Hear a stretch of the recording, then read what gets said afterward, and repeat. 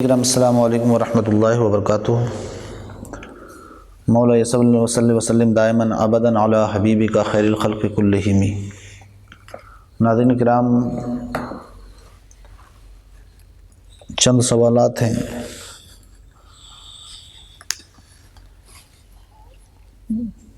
اور یہ سوالات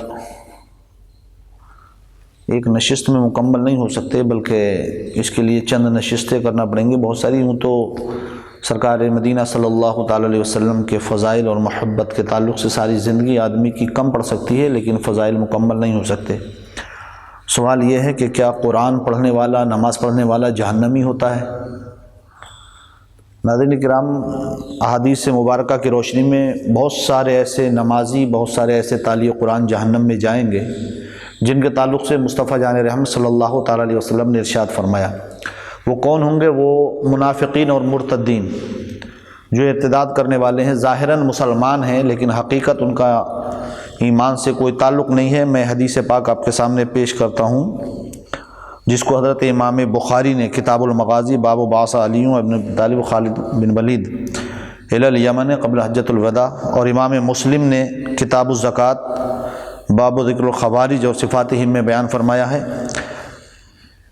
حضرت ابو سعید خدری رضی اللہ تعالیٰ عنہ سے مروی ہے، بخاری یہ حدیث پاک فرماتے ہیں: ان ابی سعید الخدری یقول بعث علی بن ابی طالب الی رسول اللہ صلی اللہ تعالی وسلم من الیمن بذہیبۃ فی ادیم مقروض لم تحصل من ترابها فقال فقسمها بین اربعۃ نفر بین عوینۃ بن بدر وعقرہ بن حابس وزید الخیل والرابع اما علقمۃ واما عامر بن طفیل فقال رجل من اصحابہ كنا نحن احق بهذا من هؤلاء قال فبلغ ذلك النبي صلی اللہ تعالی علیہ وسلم فقال الا تعمنونی وانا امین من فی السماء یأتینی خبر السماء صباحا ومساء قال فقام رجل غائر العینین مشرف الوجنتین ناشز الجبہہ قط اللحیہ محلوق الراس مشمر الازار۔ یہ جملے بہت زیادہ اہمیت کے حامل ہیں، آپ ان کو غور سے سماعت فرمائیں گے۔ فقال رسول اللہ صلی اللہ فقال یا رسول اللہ اتق اللہ قال ویلک اولست احق اہل الارض ان یتق اللہ قال ثم ولا الرجل قال خالد بن ولید یا رسول اللہ الا اضرب عنقه قال لا لعله ان يكون يصلي فقال خالد وكم من مصل يقول بلسانه ما ليس في قلبه قال رسول الله صلى الله تعالى عليه وسلم اني لم امر ان انقب عن قلوب الناس ولا شق بطونهم قال ثم نظر إليه وهو مقف فقال إنه يخرج من زيدين هذا قوم يتلون الكتاب رطبا لا يجاوز حناجرهم يمرقون من الدين كما يمرقون السهم من الرمية وأظن قال لئن أدركتهم لأقتلنهم قتل الثمود متفق علیہ۔ متفق علیہ مطلب یہ بخاری میں بھی موجود ہے اور حدیث اور مسلم شریف میں بھی موجود ہے۔ سیاہ ستہ کی یہ مبارک کتابیں ہیں، میں اس کا ترجمہ کرتا ہوں، ذرا غور فرمائیں کہ کتنے نمازی اور قرآن کی تلاوت کرنے والے جہنم میں جائیں گے۔ فرماتے ہیں حضرت ابو سعید خدری رضی اللہ تعالیٰ عنہ سے مروی، فرماتے ہیں حضرت علی نے یمن سے رسول اللہ صلی اللہ تعالی وسلم کی خدمت میں چمڑے کے تھیلے میں بھر کر کچھ سونا بھیجا جس سے ابھی مٹی صاف نہیں کی گئی تھی، یعنی جس کو ابھی پوری طرح سے صاف نہیں کیا گیا تھا۔ نبی کریم صلی اللہ علیہ وسلم نے وہ سونا 4 آدمیوں میں تقسیم فرمایا۔ وہ 4 آدمی کون تھے؟ حضرت عینہ بن بدر، عقرہ بن حابس، زید بن خیل، اور چوتھے کہتے ہیں، چوتھے کے بارے میں شک ہے راوی کو، کہتے ہیں یا تو وہ علقمہ تھے یا حضرت عامر بن طفیل تھے۔ ان 4 کے درمیان تقسیم فرمایا۔ اس پر صحابہ کرام میں کسی شخص نے کہا کہ یا رسول اللہ، ہم ان لوگوں سے زیادہ حقدار ہیں اس سونا پانے کے۔ یہ سب جب یہ بات نبی کریم صلی اللہ علیہ وسلم تک پہنچی تو آپ نے فرمایا کیا مجھے امانت دار شمار نہیں کرتے؟ کیا مجھ سے زیادہ کوئی زمین و آسمان میں امانت دار ہو سکتا ہے؟ فرماتے ہیں میرے پاس آسمان سے صبح شام میری امانت داری کی خبریں آتی ہیں، مجھے آسمانوں میں زمینوں میں سب امین اور صادق کہتے ہیں۔ کہتے ہیں پھر اتنے میں ایک شخص کھڑا ہوا۔ یہ شخص کون تھا؟ کہتے ہیں جس کی آنکھیں اندر دھسی ہوئی تھیں، جس کے رخساروں کی ہڈیاں ابھری ہوئی تھیں، جس کی پیشانی اونچی تھی، داڑھی گھنی تھی، سر منڈھا ہوا تھا اور اونچا تہبند باندھا ہوا تھا، یعنی اونچے پائجامے تو نہیں ہوتے سرکار کے دور میں، تہبند ہی باندھتے تھے، کہتے ہیں یہ اونچے پائجامے والا تھا، اونچے تہبند باندھے ہوئے تھا۔ وہ کہنے لگا یا رسول اللہ خدا سے ڈریں اور انصاف کریں۔ آقا کریم صلی اللہ تعالی علیہ وسلم کو یہ بات ناگوار گزری۔ آقا نے فرمایا ویلک، تو ہلاک ہو جائے، کیا مجھ سے زیادہ اللہ سے ڈرنے والا دنیا میں کوئی ہے؟ اگر میں نہ ڈروں گا تو کون ڈرے گا؟ میں نہ انصاف کروں گا تو کون انصاف کرے گا؟ حضرات محترم، جب وہ آدمی جانے کے لیے تیار ہو گیا، یعنی جانے لگا اتنی بات کہہ کر، تو سرکار سے حضرت خالد بن ولید سیف اللہ رضی اللہ تعالیٰ نے اجازت مانگی، یا رسول اللہ مجھے اجازت دیں میں اس کی گردن مار دوں، یعنی اس کو قتل کر ڈالوں۔ برادران اسلام فرماتے ہیں سرکار نے فرمایا نہیں، ایسا نہ کرو، شاید یہ نمازی ہو، یعنی نماز پڑھنے والا۔ لیکن سرکار نے فرما دیا ویلا کا تو ہلاک ہو، یعنی جہنمی۔ پھر اس کے بعد فرماتے ہیں بہت سے نمازی، حضرت خالد بن ولید نے کہا یا رسول اللہ بہت سے نمازی ایسے ہوتے ہیں جن کی زبان پر کچھ ہوتا لیکن دل میں کچھ نہیں ہوتا، یعنی کہ وہ نماز پڑھتے ہیں، قرآن پڑھتے ہیں، مگر حقیقت میں نہ تو ان کی نماز ہوتی ہے، نہ ان کا قرآن ہوتا ہے، بلکہ وہ دل سے کچھ اور رکھتے ہیں، ظاہر کچھ اور لوگوں کو دکھایا کرتے ہیں۔ سرکار کریم صلی اللہ تعالی وسلم نے فرمایا مجھے حکم نہیں دیا گیا کہ میں لوگوں کے دلوں میں نقب لگاؤں۔ یہ جملہ بھی ناظرین کرام بہت اہم ہے۔ سرکار فرماتے ہیں مجھے حکم نہیں دیا گیا، ورنہ سرکار جانتے ہیں کہ کس کے دل میں کیا ہے۔ سرکار نے فرمایا مجھے حکم نہیں ہے کہ میں لوگوں کے دلوں میں نقب لگاؤں، یعنی کہ لوگوں کی باتیں، ان کے دلوں کے حالات لوگوں کے سامنے ظاہر کروں، سرکار فرماتے ہیں، اور نہ یہ بتاؤں کہ لوگوں کے پیٹ چاک کر کے لوگوں کے سامنے رکھوں کہ اس کے دل کے اندر کیا ہے، اس کے ذہن کے اندر کیا ہے۔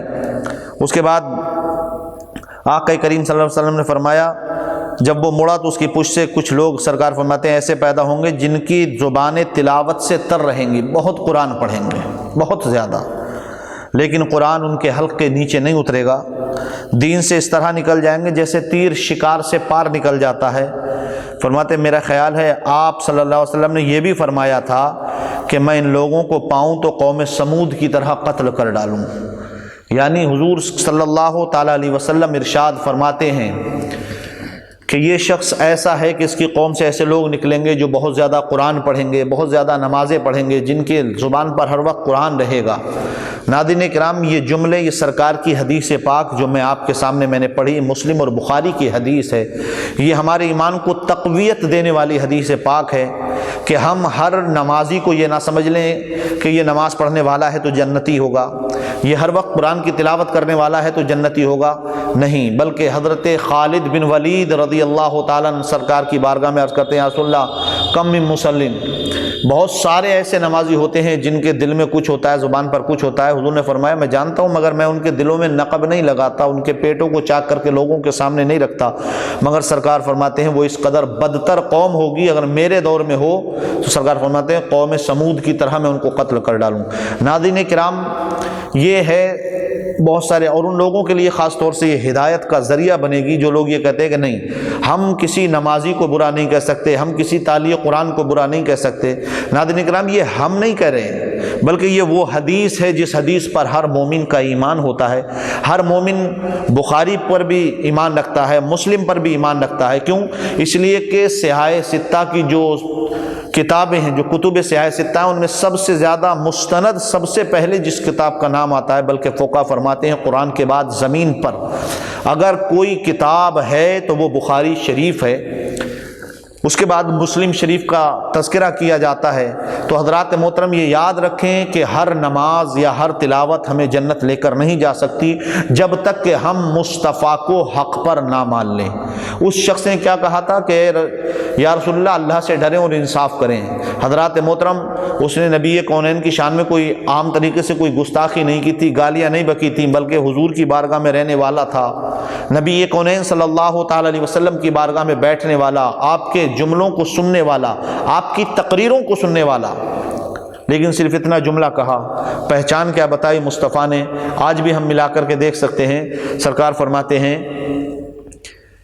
حضرت امام بخاری نے فرمایا کہ وہ شخص کیسا تھا جس کی آنکھیں اندر دھسی تھیں، رخساروں کی ہڈیاں بہت زیادہ باہر تھیں، فرماتے ہیں کہ پیشانی بھی کافی چوڑی تھی، داڑھی بہت گھنی، منڈا نہیں تھا، فرماتے ہیں کہ سر گنجا تھا، اور اس کے بعد سب سے بڑی پہچان بتائی کہ اونچا تہبند باندھے ہوئے تھا، یہ پہچان بتائی ہے اس کی کہ جو مصطفیٰ کا منافق تھا۔ نبی کونین صلی اللہ تعالی وسلم نے فرمایا ویلک، تیرے لیے خرابی ہو، تو جہنمی ہو، تیرے لیے ہلاکت ہو۔ اس لیے ناظرین کرام ہمیں چاہیے، ایک اور حدیث پاک میں آپ کے سامنے پیش کر دیتا ہوں جو نمازی کے تعلق سے کہ نمازی کیسے نمازی ہوتے ہیں۔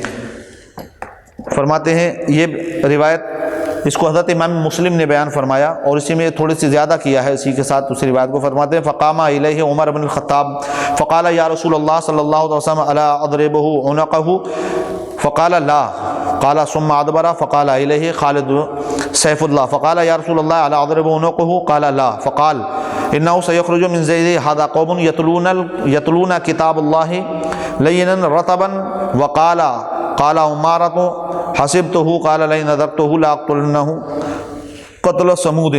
یہ روایت حضرت امام مسلم نے اور اس پر زیادہ فرمائی، فرماتے ہیں پھر مسلم کی روایت کے ساتھ اضافہ کیا، فرماتے عمر رضی اللہ تعالی عنہ بھی کھڑے ہوئے اور انہوں نے عرض کیا رسول اللہ اگر آپ اجازت دیں تو میں اس کی گردن مار دوں۔